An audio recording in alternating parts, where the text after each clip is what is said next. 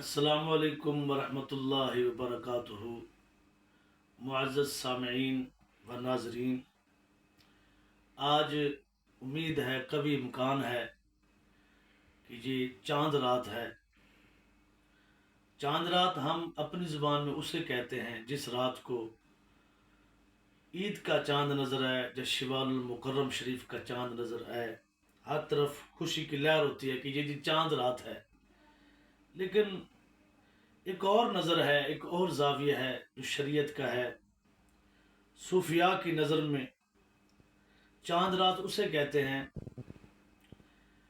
کہ اللہ پاک اپنے بندوں کو ماہ رمضان کی عبادتوں میں مصروف عمل ہوتے دیکھ کر وہ روزے داروں کی تلاوتیں، وہ سحریاں، وہ افطاریاں، وہ تراویح پڑھنا، وہ ذکر اذکار کرنا، ان عبادات کو دیکھ کر خوش ہو کر جس رات اپنے بندوں پر اللہ انعام کرتا ہے اسے چاند رات کہتے ہیں، اور شریعت کی زبان میں اسے لیلۃ الجائزہ بھی کہتے ہیں۔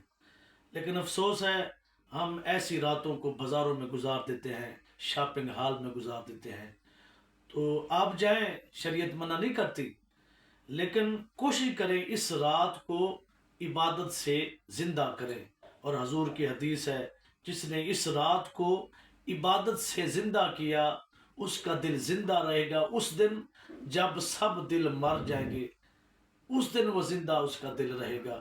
اور کوشش کریں ہو سکے تو اس رات 4 رکعت نماز نفل پڑھیں، اور ہر رکعت میں سورۃ فاتحہ کے بعد 25 مرتبہ قل هو اللہ سورۃ الاخلاص شریف پڑھیں، اور اس کے بعد فوراً بعد سلام پھیر کر 70 مرتبہ آپ نے سبحان اللہ والحمد للہ ولا الہ الا اللہ واللہ اکبر 70 مرتبہ یہی کہنا ہے، استغفر اللہ استغفر اللہ۔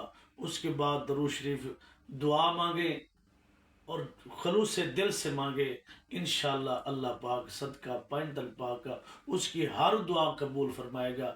اور سب کو عید کی بہت بہت مبارک ہوں۔ والسلام، آپ کا خادم غلام محی الدین۔